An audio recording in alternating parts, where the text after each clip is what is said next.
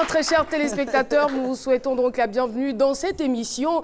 Eh bien, vous le savez, on a l'habitude de le dire, cette émission est à cheval entre le divertissement et l'information, car toujours trop sérieux n'est pas très sérieux. Ouais. Dixit, un grand homme de la littérature africaine que vous allez découvrir dans quelques instants. Sur ce, restez à vos places, car à 12h GMT, on est tous servis. Ouais.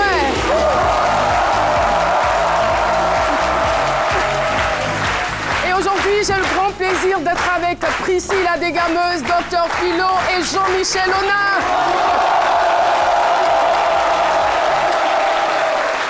Très rapidement, pouvons-nous avoir de vos nouvelles, très chers amis? Oui, je suis revenue, je suis allée rapidement aux États-Unis. Voilà, je suis allée rapidement aux États-Unis pour chercher les éléments, voilà, du mariage, enfin de la demande en mariage. C'est quoi votre moyen de transport? Non, ça, on ne dit pas les secrets. On ne dit pas les secrets. Et on aura ensuite Fally Ipupa qui dit avoir été giflé par un fan lors d'un spectacle. Affaire à suivre, à poursuivre et à rattraper. Oui, Jean-Michel. Bonjour Caroline et bonjour à tous. On parlera littérature aujourd'hui à ce sujet. Jean-Paul Sartre disait « Ces mots durs et noirs, l'humus de ma mémoire ». Eh bien, oui, tout à fait. Que la littérature fertilise, elle édifie, elle illumine nos esprits, nos matières grises. Et j'évoquerai avec vous un grand rendez-vous qui s'est ouvert déjà aujourd'hui, il y a quelques heures, donc depuis 10 heures, c'est le Salon international du livre d'Abidjan, dont j'ai pour vous les dernières nouvelles. La littérature donc au cœur de ce numéro de C'est Midi Normal. Nous sommes aujourd'hui mercredi. Docteur Philo, eh bien nous voulons faire un clin d'œil spécial à tous les musulmans qui nous regardent en ce moment. Nous sommes de tout cœur avec vous et que Dieu vous soutienne. Amen. Oui, Philo, pour ce mois de jeûne. Divertissement. Et j'adore votre tenue. Ouais, c'est ça. Et je vous trouve quand même un peu plus sérieux aujourd'hui. Non, mais ça a démarré, en même temps. Oui, il faut dire que, mais avec ça, c'est une autre dimension même de l'islam, c'est une autre dimension spirituelle. Parce que tout le monde ne s'habille pas comme ça, et puis il y a eu la zina amonu na kuntu tamala. Et ce mois de jeûne, je voudrais, s'il vous plaît, dire que non seulement, voilà, profitez, puisque c'est le premier jour du mois de carême, en même temps dit à tous ceux qui prétendent, sinon gêner, que même les yeux doivent gêner, les pieds doivent gêner. C'est pas seulement le ventre ni l'estomac, même la démarche, on ne met pas les pieds n'importe où. Voyez, vous avez vu mon entrée tout à l'heure, ça c'est spirituel. Mais quelqu'un qui... Ça c'est carrément ça là. Non, il faut gêner et... Voilà, merci. Merci beaucoup. Merci beaucoup, Docteur Philo. Et comme je vous l'annonçais, nous allons aujourd'hui parler d'un grand penseur, un penseur de tous les temps, un écrivain, un érudit, un grand sage, on va dire, de la littérature africaine, décédé malheureusement le 15 mai 1991. Cela fait donc 25 ans. Mais heureusement qu'il y a des successeurs, que dis-je, qu'il y a quelqu'un qui est là pour gérer donc ce patrimoine. Le thème du jour, Rokiatou Ampateba. Je gère un lourd patrimoine. Merci donc de lui décerner un chaleureux accueil. Rokiatou qui va nous rejoindre dans quelques instants, si et seulement si vous acceptez de la recevoir. Et voilà, Rokiatou est donc la fille d'Amadou Ampateba. Nous en saurons un peu plus sur l'homme. Vous connaissez les œuvres d'Amadou, vous connaissez notamment, d'accord, juste le temps que notre invité nous rejoigne, Docteur Philo. Et si on vous donnait par exemple la parole pour que vous puissiez nous décortiquer le thème, ne vous inquiétez pas. Dans quelques instants, nous recevrons, voilà, ce sont les aléas du direct comme on a l'habitude de dire. Docteur Philo, votre avis nous intéresse. C'est parti.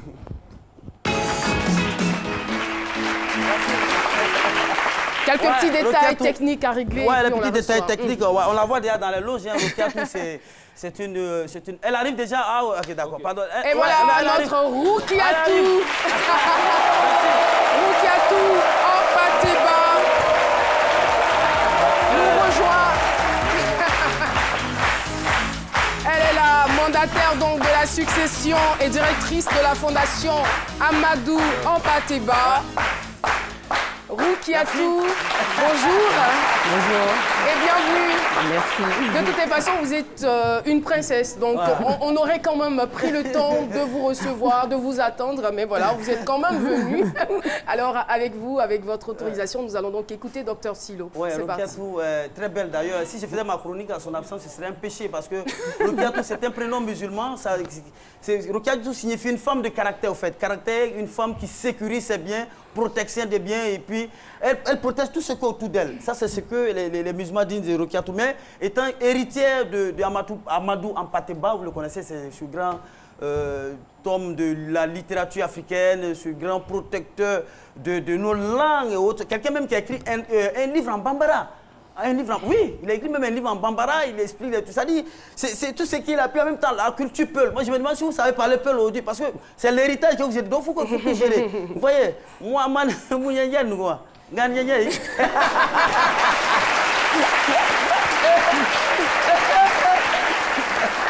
et puis, les Peul en bambara, c'est foula, hein?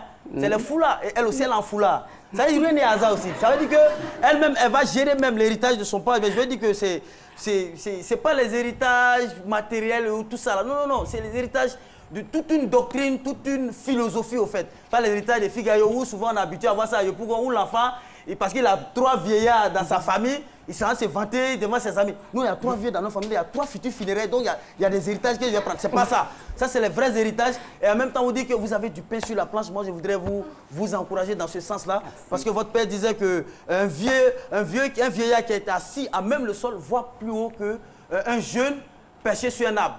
Vous êtes assise là. Si moi je monte là, est-ce que vous voyez plus que moi? Je vois. Non, le métier n'est pas facile. Hein? Est-ce que vous voyez plus que moi? Non, vous voyez? Vous ne voyez pas, Rokiatou? Non. Non, non, dites-moi que vous voyez parce que vous voulez assumer l'héritage de votre papa. Vous voyez? Plus que moi? J'essaierai de voir. Vous essayerez de voir. C'est des paroles très philosophiques. Voilà, vous... Ah non, faut pas faire tout d'abord. Merci. J'en ai fini. Ah bon, vous avez vite fini aujourd'hui. Hein? Ouais, non, là c'est trop... Merci beaucoup, Dr Chilo. Eh bien, Lucie va nous aider pour notre micro-studio. La question est toute simple. Que savez-vous d'Amadou Hampâté-Bâ? On va commencer par ici. Et je souhaiterais que ce soit par exemple une fille ou une dame qui réponde en premier. Pourquoi pas? C'est là. Voilà, c'est de ça qu'il s'agit. Ok, on essaie. Et puis on peut toujours apprendre. Que savez-vous d'Amadou Hampâté-Bâ? Levez-vous, s'il vous plaît. De toutes les façons, vous pouvez reprendre ce que j'ai déjà dit, ça fait rien. Ok, merci bien. Je me nomme Lo Abel Descartes. Hampâté-Bâ, ce que je sais, c'est que c'est un écrivain africain voilà, qui a écrit plusieurs œuvres. Voilà, si je peux m'exprimer en ce thème. C'est tout. Merci bien.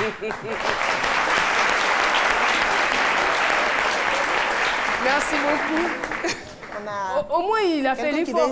Il a eu le courage de prendre le micro. Voilà. Bonjour. Bonjour. Bonjour, Caro. Vous allez bien? Oui, ça va bien. D'accord, je vous écoute. Bon, ce que nous pouvons retenir, c'est qu'Amadou Hampâté-Bâ est un grand homme de la littérature africaine. Je me rappelle d'une œuvre qu'il a écrite, c'est-à-dire Les Petits Bordels. Cette œuvre-là nous distrait, c'est une œuvre distractive. C'est-à-dire une œuvre d'évasion, en fait. Donc, il ne fait pas que de la satire. Souvent, il nous amène à sortir de soi. C'est ça le but de la littérature.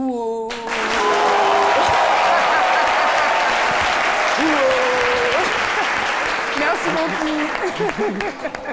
Quelqu'un d'autre? Faut voir les étudiants.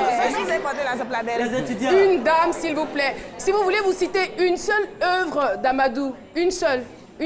À part Petit Baudelaire. Bon, faut lui montrer. Une seule. Faut lui montrer, vas-y. Et nos étudiants Je peux aussi, vous aider. L'étrange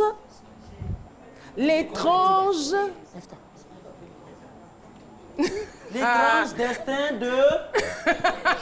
Elle a une autre. Les soldats de l'indépendance. Donc vous connaissez. La fondation a du boulot. Bon, c'est donc la fin. On a quelqu'un qui veut sauver. Bon, moi, c'est Jean Martial. Je dirais que... Non, c'est pas J'ai chose. écrit l'œuvre Oui. de le Kaïdara. Kaïdara, des choses à Madame Pateba. À ce que je sache. Une autre? Une autre. Bon, avec Petit Baudet, c'est ce que moi je connais. Oh, vous êtes trop fort. Merci beaucoup. Merci beaucoup. Et voilà, Rokiatou Ampateba, elle est donc avant-dernière d'une fratrie de 21 enfants. Malheureusement, sur les 21, il n'en reste que 8. J'ai envie de dire 8 survivants ou 8 rescapés, 8 rescapés. Et c'est elle aujourd'hui qui gère le patrimoine culturel, qui gère donc l'héritage de son père. Alors, Rokiatou, si l'on vous demandait par exemple de nous décrire cet homme dont on parle depuis le début de cette émission, que diriez-vous?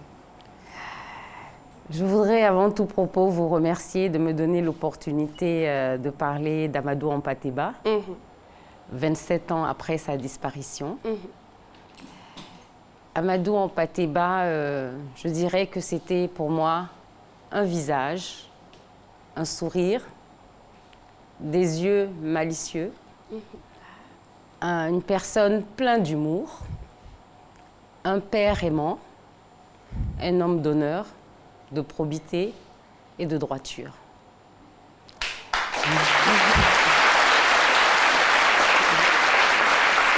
C'est quand même fort qu'un enfant puisse parler de son père de la sorte. Je veux dire que c'est vrai que généralement c'est nos héros, mais trouver les mots justes pour décrire qui il était, quel genre de père il était, nous, ça nous touche profondément. Et en même temps, vous n'avez pas tout de suite découvert, c'est vrai qu'il était votre père, mais découvert tout de suite sa dimension littéraire. Tout à fait. Parce que ma relation avec Amadou Ampateba est bien entendu une relation d'amitié, d'affection profonde qui structure les relations de père à fille. Mais elle va au-delà. Ma passion pour l'homme dépasse cette dimension d'affectivité et je ne m'enferme pas dans ce piège-là. J'ai découvert Amadou Ampateba, l'écrivain, lorsque j'étais à l'université d'Ottawa. Tout à fait. Par l'entremise d'une personne qui se prénomme Mohamed Mbodj, qui était le coordonnateur du Forum civil et qui nous a quittés le mois dernier. On s'était retrouvés dans le cadre de l'Association des étudiants africains à Ottawa. Il m'avait alors approché, j'avais 19 ans. Il me dit, je viens d'apprendre que vous êtes la fille d'Amadou Ampateba. Toute fière, je lui dis, oui. J'imagine, hein? Alors il me dit, mais est-ce que vous connaissez seulement l'œuvre de votre père? Lui, il va léguer quelque chose à la postérité. Et vous, qu'entendez-vous faire? J'avais le profil un peu plus bas.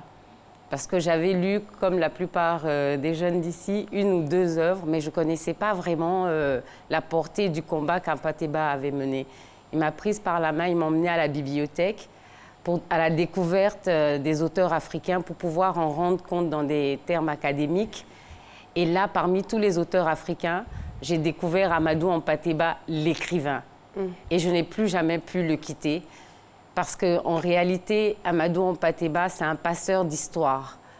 Amadou Ampateba est encore l'un des grands témoins de cette Afrique non altérée. Parce qu'il a eu la chance, le privilège de l'âge lui a accordé cela, il a eu la chance de voir l'Afrique avant la période de la colonisation.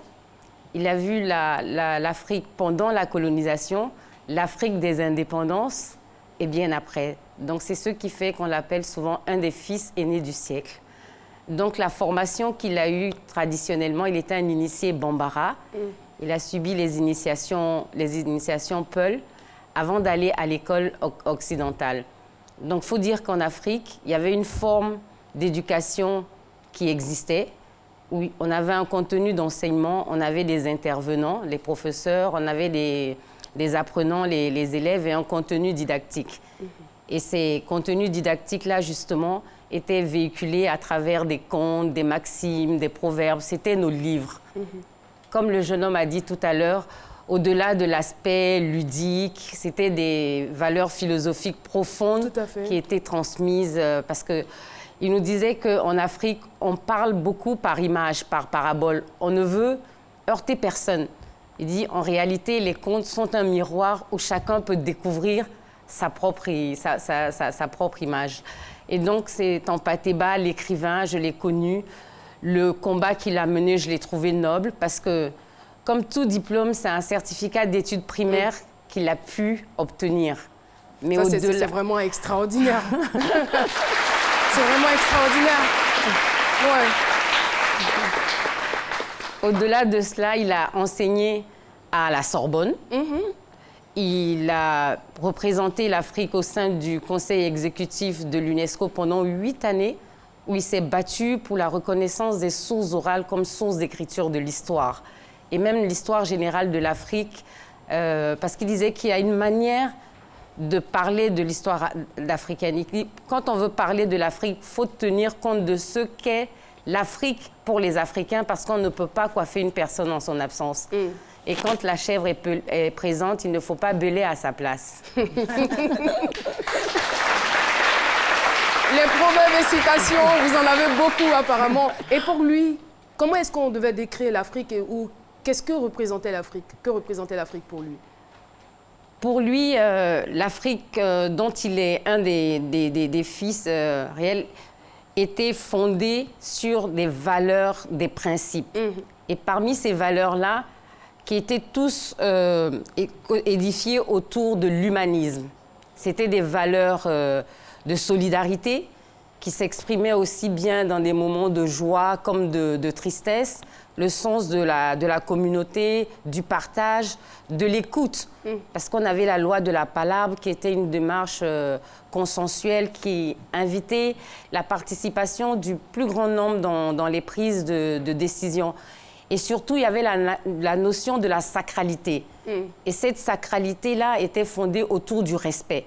Il nous apprenait que même la pierre a le droit. Avant d'aller couper un arbre, on explique à l'arbre les raisons pour lesquelles on va la couper, on la respecte. Et pour le minéral, le végétal, il y avait un respect. Et tout ça donnait une conscience morale tellement développée qu'il y avait certaines choses qu'on ne pouvait pas franchir. Parce que pour lui, dans cette Afrique, tout était fondé sur le sens d'un équilibre. Et donc, il y avait des rituels à faire avant de rentrer. Il nous explique que dans la société africaine, dans le fonctionnement, comme toute société organisée, la société africaine était très organisée. Et il y avait des métiers qui étaient des castes. Par exemple, on avait la caste des forgerons, donc qui détenaient tous les secrets liés au fer, à la forge. Et donc encore dans ces forgerons, il y a différents types. Il y a des forgerons du haut fourneau, il y a des forgerons qui étaient bijoutiers, et il y a la caste des tisserands. Et dans le métier à tisser, c'est tout le principe de création qui était à chaque fois mis en avant. Tout ça, c'est vraiment bon à savoir, mais en même temps, la question que je me pose, vous qui êtes l'avant-dernière, donc une de ces plus jeunes enfants, pourquoi est-ce que vous avez accepté de gérer cet héritage? Parce que pour moi, les valeurs défendues par Amadou Hampâté-Bâ, qui ne sont pas les siennes, dont il est un ambassadeur, ce sont des valeurs qui sont dans la culture africaine. Il dit que lui, les phrases ne sont pas de lui, elles sont du continent. Si mérite-t-il là, il a pu les transporter. Face au contexte global de l'évolution des cultures et les menaces d'uniformisation, plus que jamais, l'Afrique doit exprimer ses spécificités et assurer la continuité culturelle des combats qu'ont menés Amadou Hampâté-Bâ, les Senghor, les Césaire. Parce qu'après les indépendances, il y a eu ce vaste mouvement de 50 ans qui se sont battus pour l'affirmation de l'identité culturelle et qui s'est exprimé sous différentes formes d'art, les arts vivants, l'écriture. Mais depuis quelques années, on assiste vraiment à un effondrement de ce mouvement. Et justement, les jeunes, avec l'Internet et toutes ces dérivés, il y a une menace encore pour l'uniformisation de cette culture-là. Donc, plus que jamais, on doit accompagner la jeunesse à travers ces valeurs fondamentales qui, de prime abord, pourraient passer comme dépassées. Hampâté-Bâ disait d'ailleurs qu'il y a certaines personnes qui lui disaient « Vous êtes un dieu dépassé ». Il dit « Non, vous n'êtes pas encore arrivé ».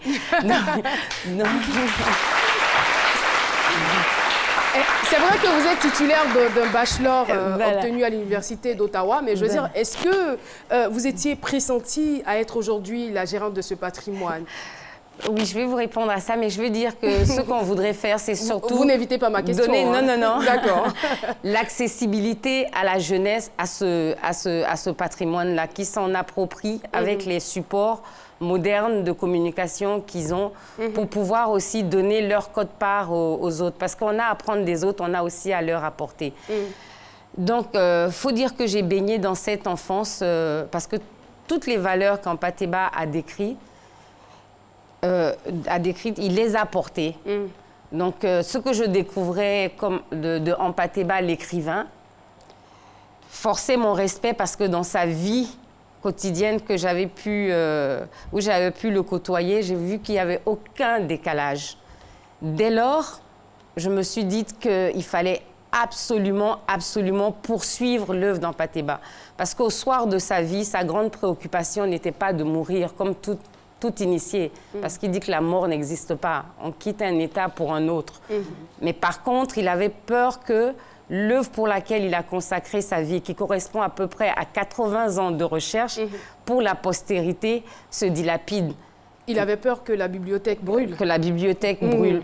Et je sais qu'il m'a une fois prise par la main, il m'a dit qu'il comptait plus sur lui-même pour quoi que ce soit, mais il comptait sur nous pour tout, pour que cela continue, pour que le message recueilli arrive aux destinataires que nous sommes tous. D'où la création de cette fondation que vous gérez aujourd'hui. Et concrètement, quelles sont les activités qui y sont menées? Tout à fait, parce que quelle que soit la richesse d'un héritage, s'il n'est pas géré, organisé, il se dilapide. Donc c'est la raison d'être de la création de la fondation qui a été créée en janvier 2002 avec l'appui de l'État de Côte d'Ivoire. En 2004, on obtenait un bâtiment. En 2008, le bâtiment a été restauré. Et en 2013, le président de la République reconnaissait la fondation comme association d'utilité publique.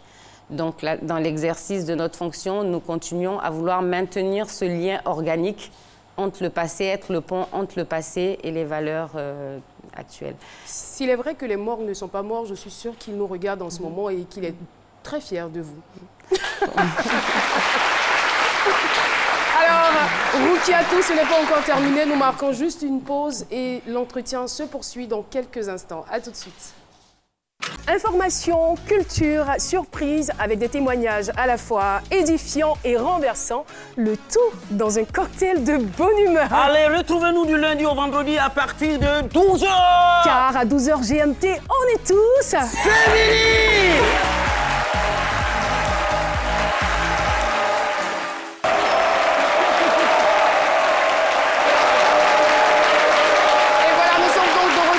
Sur le plateau de ce midi. Et si vous nous suivez depuis le début de cette émission, nous parlons donc de ce grand homme, Amadou Ampateba, qui, on va dire, a eu plusieurs postes de responsabilité dans sa vie malgré son petit diplôme. Eh bien, on en a parlé longuement avec sa fille. Et moi, ce qui me touche dans cette histoire, c'est la façon dont il a su transmettre. C'est vrai qu'on parle de nos sociétés comme des sociétés qui prônent l'art oratoire, mais lui, il a su transmettre son héritage et raison pour laquelle nous vous recevons aujourd'hui pour en bénéficier d'une infime partie de ce qu'il a laissé.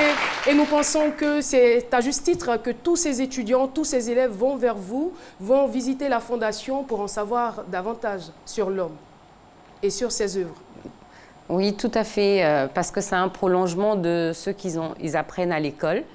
Là, pour le 25e anniversaire, on a fait travailler des enfants sur la réécriture des contes d'Ampateba, ce qui nous a valu à un établissement de le mettre au programme, je ne sais pas si j'ai le droit de dire le nom. Allez-y, allez-y. Le lycée international Jean Mermoz, qui pourtant est d'enseignement français, ils ont mis la révolte des beaux vidéos au programme. Et là, depuis vendredi dernier, 400 élèves de 6e sont venus s'imprégner. Donc, on leur a pris des compteurs et où les enfants étaient invités ensuite de voir la morale qui sortait de ça. C'est un exercice qu'ils ont beaucoup apprécié. Ils ont eu droit à la visite de la salle d'archives de la bibliothèque où on les incitait à lire aussi pour construire leur sagesse à l'instar d'Amadou Ampateba. Alors, on le sait, tout comme vous, que l'héritage est lourd. On veut savoir à quel niveau se situe la difficulté. L'héritage est lourd parce que Amadou Hampâté-Bâ a hissé la barre haute et c'est difficile de faire comme lui parce que c'était déjà un homme charismatique, un homme prédestiné. Mais en même temps, il a fait le gros du travail parce qu'il a récolté pour nous tout ce qui pouvait l'être. Et aujourd'hui, on a cet héritage-là. À l'ère de toutes les nouvelles technologies, si on laissait la bibliothèque brûler, ce serait un crime. Un désastre. Donc, nous, on essaie aujourd'hui, à notre niveau, de faire ce que nous pouvons, mais nos simples efforts et notre engagement ne peuvent pas aider à sauver cette fondation. Et aujourd'hui, les manuscrits sont sur des supports précaires, ils sont menacés de disparition. Donc, et qu'est-ce que vous attendez donc des Africains? J'attends des Africains de nous donner la main. Peut-être que j'en ai pas assez parlé, de se dire que nous avons entre nos mains un patrimoine important qui, s'il disparaissait, disparaîtrait avec elle un pan de l'histoire de l'Afrique et de l'humanité. Alors, madame, est-ce que vous avez le sentiment que les œuvres, c'est-à-dire que cet héritage, ce volume d'œuvres littéraires d'Amadou Hampâté-Bâ est suffisamment exploré dans les universités francophones africaines? Pas à l'échelle où elle devrait être, mais déjà depuis 1976, Ouangrain a été mis au programme à l'université d'Abidjan. Kaïdara aussi est enseigné, qui sont des contes initiatiques. Mais je pense qu'on devrait vraiment davantage exhumer ces œuvres-là parce qu'elles sont véhicules de philosophie profonde, parce que c'est une invitation en fait à se connaître soi-même, parce que c'est d'appliquer le Yérédan et puis de connaître les valeurs, les richesses, et on en sort transformé. Je vous jure qu'une fois qu'on lit les œuvres d'Amadou Hampâté-Bâ, qui sont pétries de sagesse, de philosophie profonde, on cultive les relations d'amitié. Donc, on ne va pas se battre avec les autres, et c'est l'acceptation de l'autre. Tout à fait. Alors, ma deuxième et dernière question, vous le présentiez comme... Vous le présentiez comme un passeur d'histoire. Alors, au-delà de l'attente que vous placez sur le public africain, qui est de lire ces œuvres, qu'est-ce que vous pensez qu'on puisse... Est-ce que vous attendez seulement que nous lisions les œuvres d'Amadou Hampâté-Bâ, ou il faut aller au-delà du simple pas de lecture, pour que l'héritage soit justement célébré comme il se doit, ou apprécié comme il faut? Très bonne question. Je pense qu'il faut dépasser. Il s'agit de revivifier cette œuvre-là pour, à notre tour, la transmettre à notre génération, parce que c'est le signe même de notre survie, de la survie africaine. Alors, tout à l'heure, madame, vous avez parlé de technologie.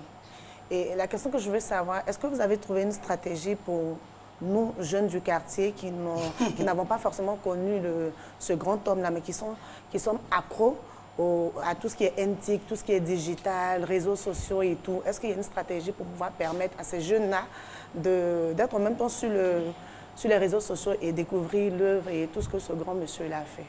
Voilà. Pour l'heure, dans les activités de la Fondation, c'est déjà la numérisation. Comme j'ai dit, il a laissé de nombreux manuscrits.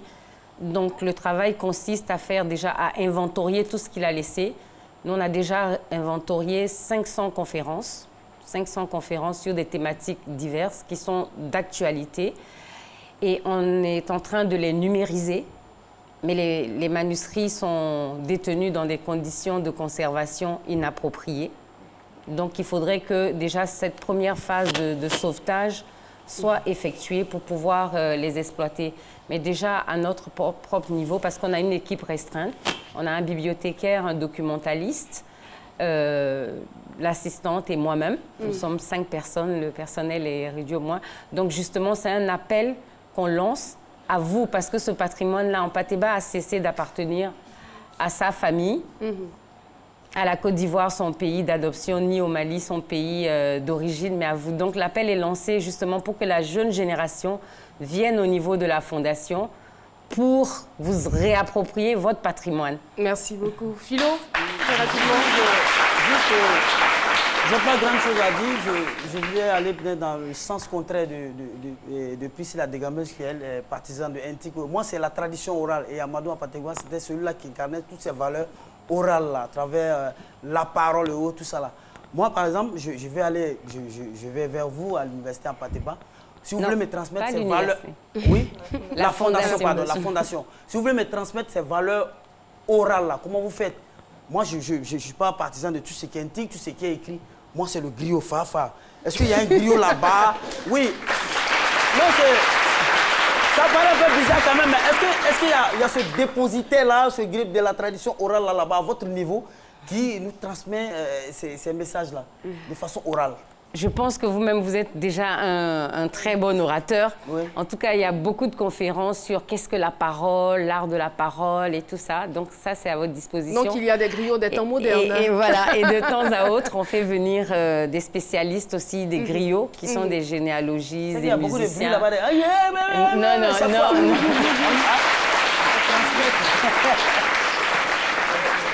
Et ça a été quoi votre plus grande satisfaction dans la gestion de cet héritage? Ma plus grande satisfaction, c'est lorsque des gens qui visitent ou des enfants qui viennent et en sortent enrichis en nous disant on a appris quelque chose.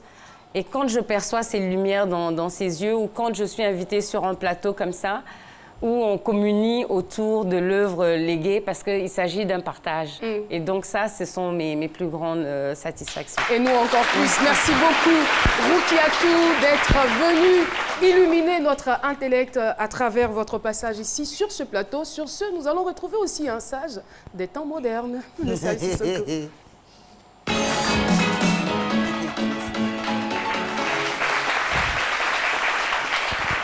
Bonjour le sage. Oui, bonjour Caroline. Bonjour Madame Roukiatou. C'est une chance, hein, c'est un honneur d'être sage. Hein. Si on suit les traces d'un grand monsieur comme Patéba. Oui, tout à fait. Votre père, il fut un grand homme, un grand homme. On ne cessera de le dire. Parce que quand c'est bon, il faut dire que c'est bon. Il a fait de sa vie une vie de lutte pour le respect du peuple africain. On se souvient encore sur la tribune de l'UNESCO, où il était d'ailleurs membre exécutif. Où il est monté en 62, il a répondu à un Américain, un sénateur américain qui disait les Américains sont analphabètes, sont ignorants. C'est là que sa fameuse phrase est sortie. En Afrique, quand un vieillard meurt, c'est une bibliothèque qui part en fumée, qui brûle. Et ça a été, ce fut un proverbe. Jusqu'aujourd'hui, ça fait le tour du monde. Ça, c'est une marque très importante pour un monsieur comme Patéba.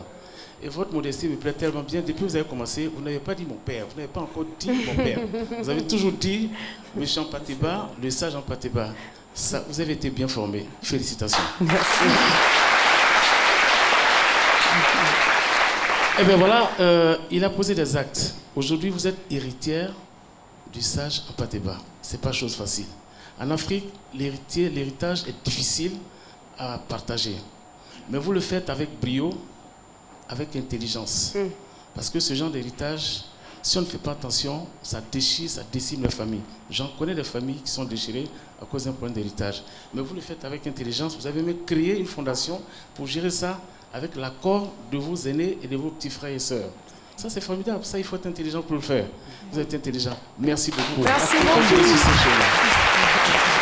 Un conte est un miroir où chacun peut découvrir sa propre image, extrait de Petit Modial. Et voilà, c'est donc la fin de notre entretien. Roukiatou, merci encore d'avoir accepté notre invitation. Sur ce, laissez-moi vous faire donc lecture de la question du jour. L'invité témoin d'hier, le DG Makambu, est aussi un artiste chanteur. Réponse A, vrai. Réponse B, faux. Envoie donc A ou B au 98 133 pour tenter de gagner 100 000 francs.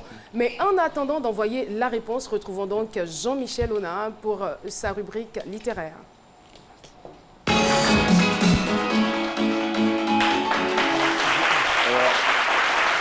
La très bonne nouvelle en littérature, et on a peu de temps pour le faire, et on va aller très vite, c'est le SILA 2018 qui s'est ouvert ce matin et qui vous accueille tous jusqu'au 20 mai, dimanche 20 mai, au Palais de la Culture de Trècheville, pays invité cette année, les États-Unis.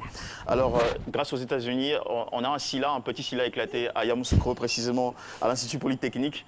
Alors, les heures d'ouverture, c'est de 9h jusqu'à 18h. Et puis, c'est vraiment non-stop, accès libre, donc entrée gratuite pour tout le monde. Le programme est constructif, rafraîchissant, incluant des panels littéraires. Un hommage cette année, hommage spécial à Charles Nocan, qui est un un auteur ivoirien, des animations avec des dédicaces spécifiques pour les 50 stands qui vous attendent sur le site. Alors l'année dernière, ils avaient accueilli plus de 50 000 visiteurs. Cette année, ils se sont fixés comme objectif d'accueillir plus de 100 000. Raison pour laquelle nous vous invitons à y aller très nombreux pour en découvrir tout le nectar. Et puis au programme aussi une grande dictée qui aura lieu le samedi 16h à 17h. C'est une dictée qui est ouverte à tout le monde, hein, que vous soyez encore en cours ou pas. Une dictée avec 3 lots organisés par le Rotary Club. Un lot pour les juniors, un lot pour les ados et un lot pour les adultes. Il y aura aussi une conférence présentée par le ministre Sissa Vané, une conférence sur le livre et l'audiovisuel, quelle interaction. Voilà, c'est sûr, le samedi 10h et 12h. Et puis tout à l'heure à 10h, il y a eu la remise des prix cette année pour 2 grands prix littéraires nationaux. Oui. Alors c'est d'abord le grand prix national Bernard Dadier qui a été accordé cette année à M. Serge Billet pour son œuvre Boni. Et puis le grand prix national Bernard Dadier pour le jeune écrivain à un auteur qui s'appelle Seydou Gounia et qui a écrit une œuvre intitulée Toutankhamon, la légende de l'enfant pharaon. Lui, il repartira avec 500 000 francs. Quant à Serge Billet, il empoche 1 million de francs CFA et un trophée. Et puis, il y en a d'autres prix, des prix Silla. Très rapidement, le prix Silla de la poésie qui a été accordé à Soro Benjamin, le prix Jeanne Cavalli à Serge Gras pour la veste de Grégoire, le prix de l'édition à Vallès Édition. Et puis, pour terminer, le prix de la relève à l'EPP d'Anga et au Collège moderne de Bingerville. Pour terminer, voici cette œuvre-là. Œuvre que je vous présente. L'héritage. C'est le recueil du travail de tous les candidats de cette année sur le concours littéraire Madeleine Chikaya, 5e édition 2017, avec un magnifique texte intitulé Ravage de la haine, qui a été écrit par Yehi Rebecca Cyril. Elle est en première A2 au lycée Mami Adjoa de Yamoussoukro. Je voudrais saluer son professeur de littérature ou de français, M. Pan, et son proviseur, Mme Sita Nomvia. C'est une de... Merci Jean-Michel. Et vous le constatez, il n'y a vraiment pas de hasard dans cette émission. Nous avons parlé de l'héritage d'Amadou Hampâté-Bâ et l'œuvre qu'il nous propose s'intitule Héritage. Voilà. Laissez-moi donc saluer à présent le public avec nous, le lycée professionnel commercial de Yopougon. Merci de votre présence dans cette émission. Saluons également l'association Famille Umvolé Nzoué. J'espère n'avoir pas écorché la prononciation. Et la troupe artistique Les Étoiles d'Afrique de l'Université Félix Houphouët-Boigny. Je n'oublierai pas le fan club ce midi. Je vous embrasse. Merci d'être là. Et voilà. L'émission se poursuit, mesdames et messieurs. On retrouve Prissy, la dégameuse, dans C'est Potin Star. C'est parti.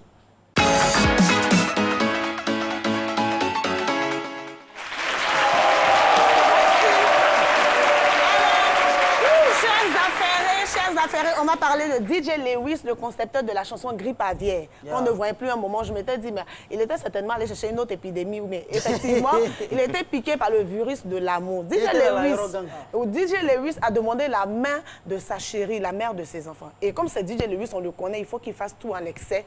Regardez ensemble comment ça s'est passé. Pour faire la demande, la demande de mariage à sa chérie, il nous a fait une introduction. Si Jeb est prêt, on va la regarder ensemble. Cette introduction. Was it yes or?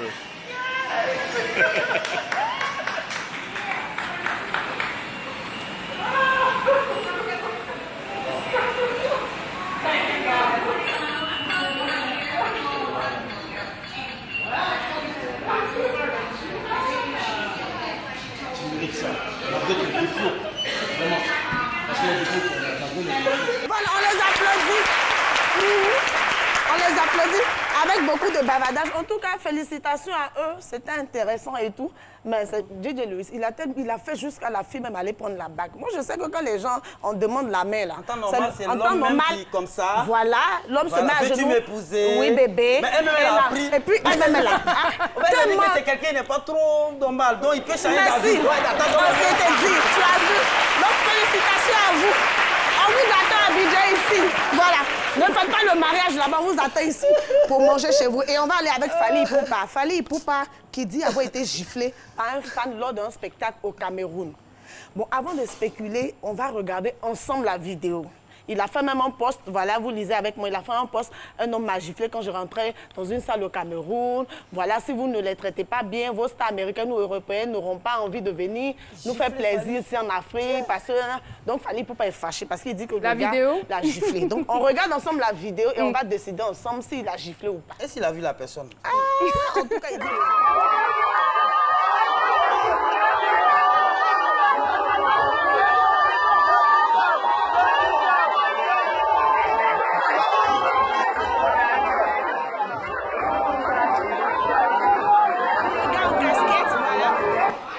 Voilà. Si ton affairage est trop... Non, je ne m'amuse pas à mon travail. Donc, au ralenti, vous voyez, Fally est de dos et le gars le tape.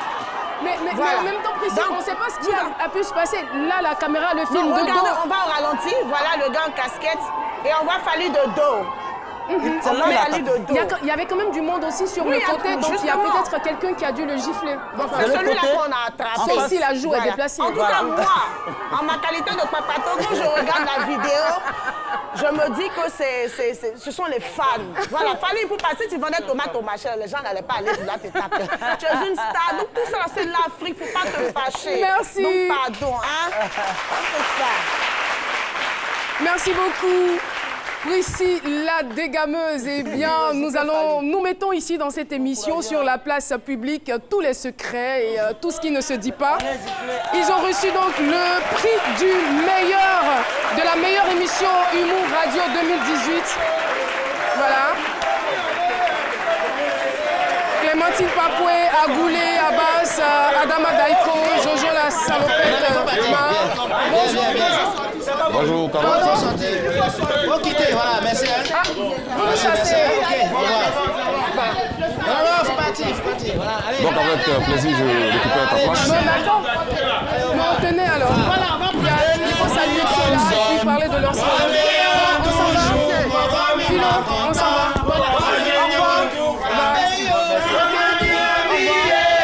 Nous sommes prêts toujours. Place publique, place publique. Place publique royale. Merci beaucoup. Nous sommes sur la place publique. Place publique, émission au cours de laquelle nous décortiquons l'actualité nationale et internationale, bien sûr, avec humour. C'est sur Fréquence 2, sur la bande des 92.0 FM à Abidjan et banlieue. Place publique, c'est tous les jours, du lundi au vendredi à partir de 17h sur la fréquence jeune. Et Place publique a été plébiscité, meilleur prix d'émission radio d'humour le 27 avril dernier. Le prix est là. On va donc l'applaudir.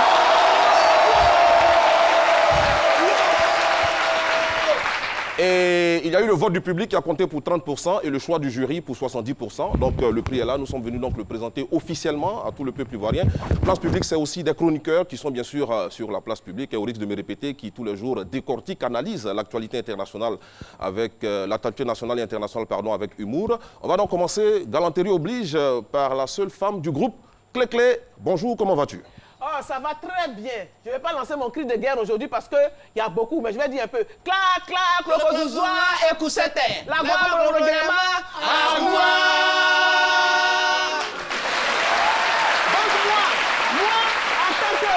moi, en tant que président de l'AFI, Association des femmes ivoiriennes, nouvelle version, nouvelle génération, Clé Général 3 étoiles, je lance un appel aux hommes. Voilà, parce que le cancer du sein fait des ravages. Donc je demande aux hommes, je les exhorte à sucer les seins de leurs femmes 2 fois par jour. Oui. Tous les hommes sans exception. C'est thérapeutique, c'est pour éloigner, faire diminuer le risque du cancer du sein. Je vous remercie. Merci beaucoup, Clé.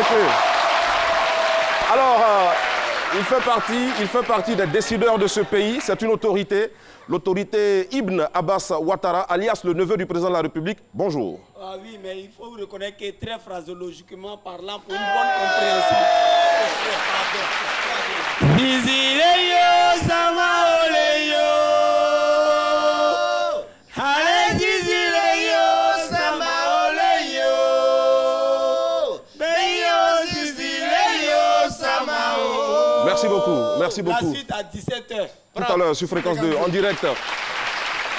Il sera bientôt nommé député. On appelle le vénérable Akoto Premier, alias Agoulé. Bonjour. Guy Michel, merci. pas député, mais il serait nommé sénateur. Oui. Voilà, rectificatif. Ben, c'est le PDC qui a bâti ce pays. Et je m'avais vous dire que cette maison de la télévision a été construite en 62 et le premier... Merci beaucoup à Koto. Le cours d'histoire, c'est ce soir. Voilà, le cours d'histoire, c'est ce soir en direct sur Fréquence 2. Représentant la jeunesse, Jojo la Salopette, bonjour, comment vas-tu? Bonjour à tout le monde, oui, c'est bien Jojo la Salopette. Moi, je représente la jeunesse. Quand il dit la jeunesse, ce n'est pas n'importe quelle jeunesse. Non, c'est la JCD, la jeunesse consciente et dynamique. Point. Chez nous, c'est travail ou rien. Voilà, comme ceux qui sont là. Okay. Voilà. Le montagnard Maëdgar à tes côtés. Maëdgar du FPI et de l'UDPCI. Oui, Maëdgar représente l'UDPCI, le FPI. Je ne vais pas être trop long, on est beaucoup. Et donc, simplement, je vais dire Dieu Koué, dans l'année, tout le bleu qui glow. Monsieur le Président de la société civile, bonjour. Adama Daïko, rapidement. Salut, je suis Adama Daïko, le représentant de la société civile civilisée panafricaine. Alors, vous savez, le sourd-muet n'aime pas le bruit. Et quand la maison brûle, les cafards ne disent pas au revoir. Guy Michel Ablé, nous avions remporté aussi le grand prix d'honneur à cette occasion. Et nous demandons à tous les maires, à toutes les mairies, que nous sommes disposés à aller vers eux parce que Place Publique, c'est aussi une émission spectacle. Merci beaucoup, Monsieur le Président de la société civile. Rendez-vous ce soir à partir de 17h en direct sur Fréquence 2 pour Place Publique. Je rappelle, on décortique l'actualité nationale et internationale avec humour. Merci à toutes et à tous.